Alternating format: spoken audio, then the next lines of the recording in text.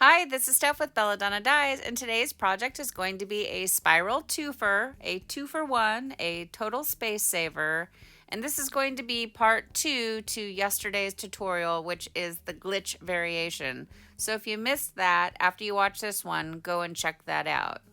So I'm going to be using the microwave splatter guard, any hemostat. Unfortunately, the splatter guard is no longer available. If you can find one, I recommend that you snatch it up right away. It's the Nordic Wear brand Deluxe model. It's been discontinued. I have tried to get them to put them back into rotation and they will not do it. So if you guys want to start up a writing campaign, let me know. If we got enough people sending them emails, they might consider it because it really is a super awesome tool.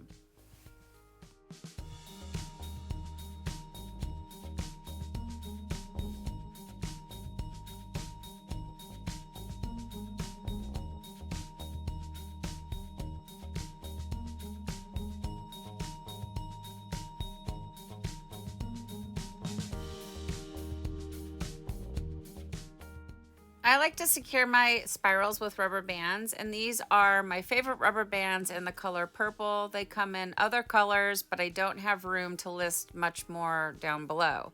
So you can get them in green, pink, black. I think that's it. Purple. So I have links down below in the description box for everything that I use for tie-dye, so I recommend that you check that out.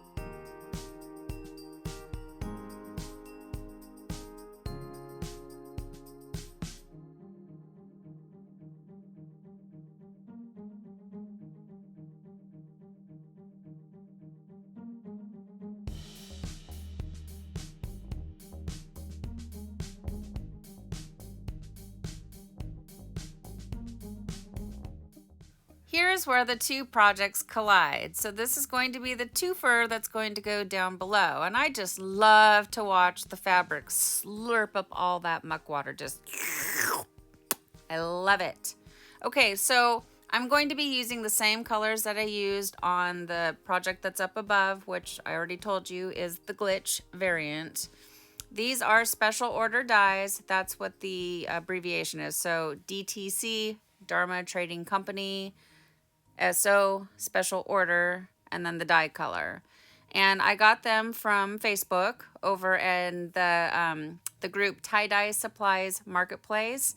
And you will find a link down below in the social media links. So make sure that you check that out. I'm currently ordering from Kathy Greger. She is fully stocked up and ready to go. So place your order.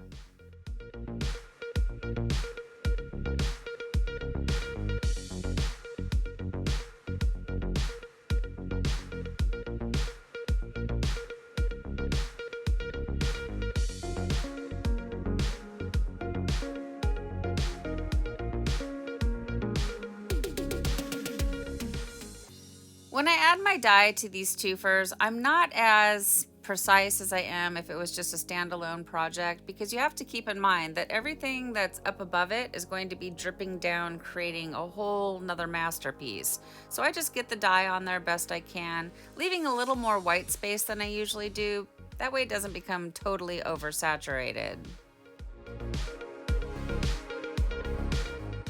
That quick little sprinkle of soda ash for good measure. There's going to be a lot of ice going on this project, so I want to make sure to keep the pH up around 10.5 to 11. Now for this one, just to keep things contained, I'm going to build it a little ice barrier out of my silicone cake molds. And yes, you will find the links down below in the description box. And then just a light little sprinkle of ice just to see those beautiful colors pop.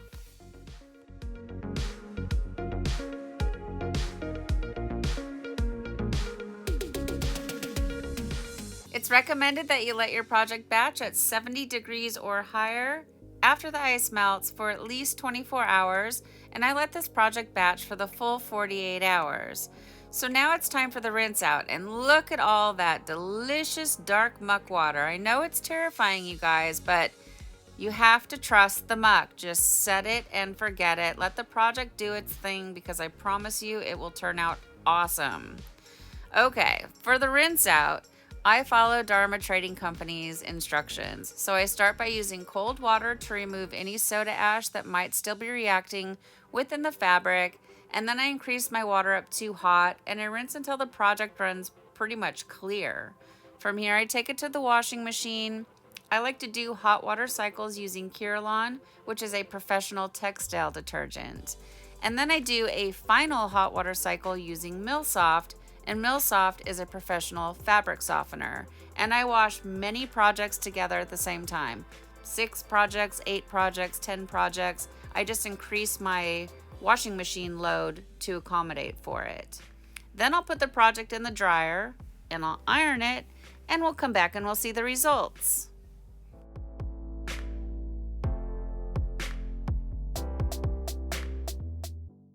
Well, here it is, guys. Here's our spiral twofer after it's been washed and dried. I love this shirt. Now, you guys know I don't typically go for the earth tone type tie-dyes, but I'm really starting to have a much better appreciation for them than I once did. I still love my purples and I still love my rainbows, but I'm having a lot of fun trying out new colors, new to me colors anyways, and just seeing what they're capable of doing. Now again, like I said yesterday, this faded denim to me is just like the perfect shade of blue. It's a nice blue, it's not too navy, it's not too neon bright, it's just a really beautiful color. And then the Too Fancy Mustard is really showing up pretty on this one. That's the more golden color. Kind of reminds me of Palomino Gold in a way. Like that would be a good dupe for it, I think. And then tea leaves on this one, I think the tea leaves is what's throwing the purple. And then the green, like it's mixing with the Too Fancy Mustard, I think, showing green. I don't know. I'm not exactly sure where the green is coming from. It must be coming from the tea leaves though. But super duper pretty. The shirt looks so much better in person, you guys. These flat pictures just don't really give it life. And you know that. You guys are making your own tie-dye. You know what I'm talking about. But it is such a trip to see the difference. So same exact colors, 2 totally different techniques. One was up on top. This one was down in the muck getting dripped on. The colors look very similar, but it's such a different overall look. Like the colors, like Too Fancy Mustard yesterday really didn't show up on the glitch variant, but on this shirt, it's really making a presence. So, you know, here's the thing. I love to make spirals, and I think the consensus is either you love spirals or you absolutely hate them. To me, it's a classic tie-dye pattern. I love to make them because I'm still learning about the colors, and I find them to be quick and easy. I can play in the colors and get great satisfaction. See what I mean? Same exact colors, 2 totally different looking shirts. Anyways, I'm really happy with today's twofer. What do you guys think? Please leave me some comments down below. Thank you so much for watching. Please subscribe to my channel, leave a thumbs up, and click the bell and set it to all. That way you get notified of future uploads. And remember, have fun tie-dyeing!